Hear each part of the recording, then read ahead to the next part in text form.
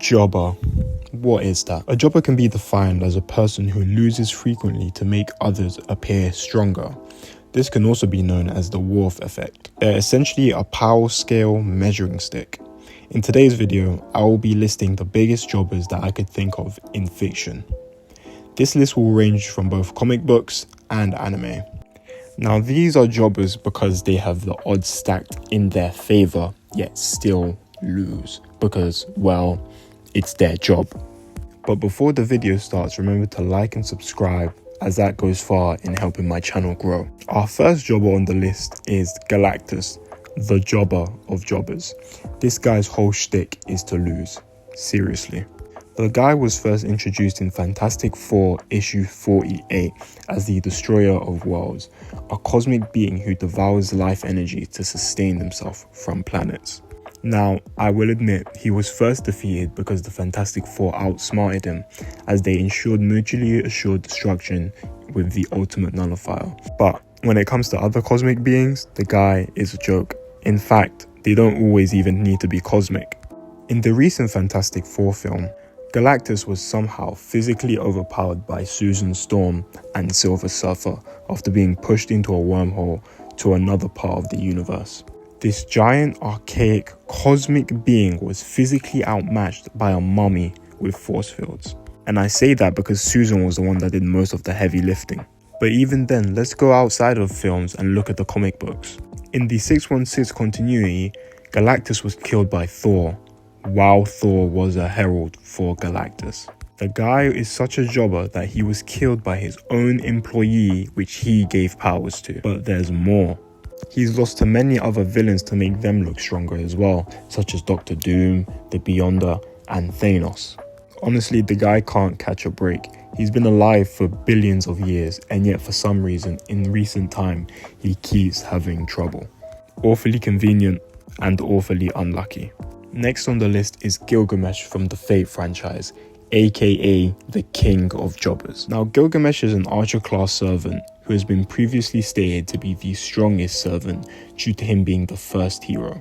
If you don't know, the Epic of Gilgamesh, his story, is considered the oldest story in human history as it stemmed from humanity's first civilization in Iraq. And because he was the first of all heroic stories, it means that all the other stories either stemmed from or were influenced by him, which somehow gives him access to almost all noble phantasms, which are basically the magical weapons of servants like him in this universe, in the franchise. On top of this, the guy has omniscience, which he barely uses, and a sword which can literally rip apart reality, which he only uses on quote-unquote worthy opponents.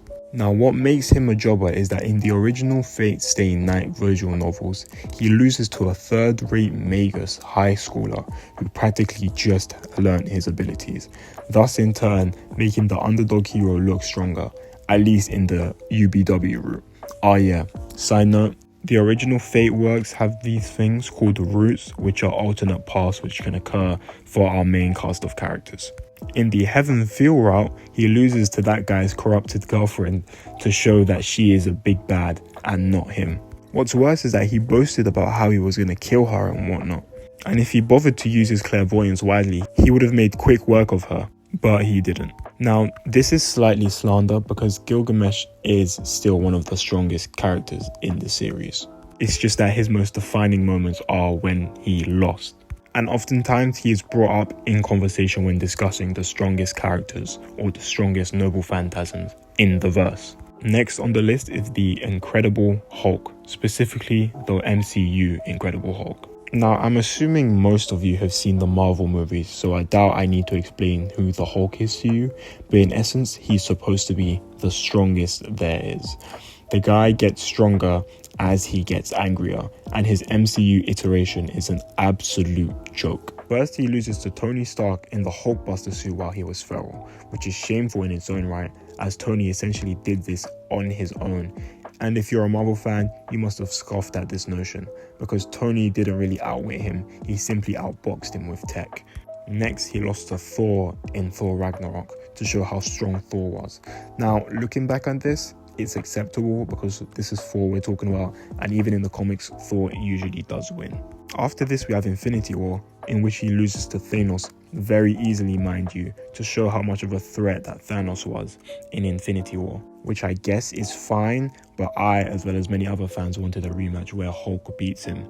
But he doesn't. Instead, he becomes crippled through his arm and fights a bunch of minions. The Hulk is known for being a force to be reckoned with and a final weapon. He is supposed to be the strong and dangerous guy, yet he keeps losing to so many major characters. It's become pathetic. Seems like all he can be are minions. And don't even get me started on his appearance in Marvel Zombies, where he has the power of all 6 Infinity Stones and still loses. Next on the list is Captain Atom from DC Comics. Now this guy might be the biggest jobber in all of comic books. Yes, even worse than Galactus. For those who don't know, Captain Atom is a DC superhero who gained his powers from a government experiment, which ended up in him bonding with some sort of alien metal and becoming who he is. Now, why is he a jobber? Well, let's briefly look at his abilities. Captain Atom has the ability of chronokinesis, atomic transmutation, energy absorption, flight, immortality, invulnerability, matter generation, regeneration, self-sustenance, superhuman stamina, super speed, super reflexes, techno-interference, anti-magic, self-power augmentation, quantum field manipulation, energy projection, energy absorption, and reality alteration. The guy is stacked. And fun fact, Captain Atom was the inspiration for Dr. Manhattan. Now with all these abilities, you'd think you'd see him with a lot of wins under his belt. Nope. This guy loses almost every time we see him. He's lost to Superman, Amanda Waller's Amazo Army, Superman again, and worst of all, Gotham Girl. Now, who is Gotham Girl, you ask? Well, some cheap Supergirl that operates in Gotham. Want to know what her powers are? This. That's it. She somehow beat a guy that can manipulate matter with just this. My God, I feel so bad for him. He's like a DC punching bag. Might as well call him Captain Jobber. And last but not least, our final jobber is the entire cast of One Punch Man. Seriously, all of these guys are jobbers, but in particular we have Janos, as he has the most screen time of the entire supporting cast. Before every big main villain fight, you see Janos rushing in, trying his hardest and getting absolutely smacked around, just for Saitama to come in later and handle the main villain easily. But the thing is, it's not just limited to Janos. Every other hero experiences the same thing before Saitama pops up. I'd say a great example of this was the Cosmic Garo arc, where all the heroes were facing off against Garo and died, just for Saitama to pop in and handle Garo with so much ease, with one hand, mind you. But the thing that's different with them is that they're supposed to be jobbers, since Saitama is supposed to be the strongest and win effortlessly. That's the whole point of One Punch Man. That's what makes the series funny and subverts expectation. Anyway, that's the end of the video. Let me know who your favorite jobber is down below. I might make a part 2 if this does blow up. Remember to like and subscribe for more.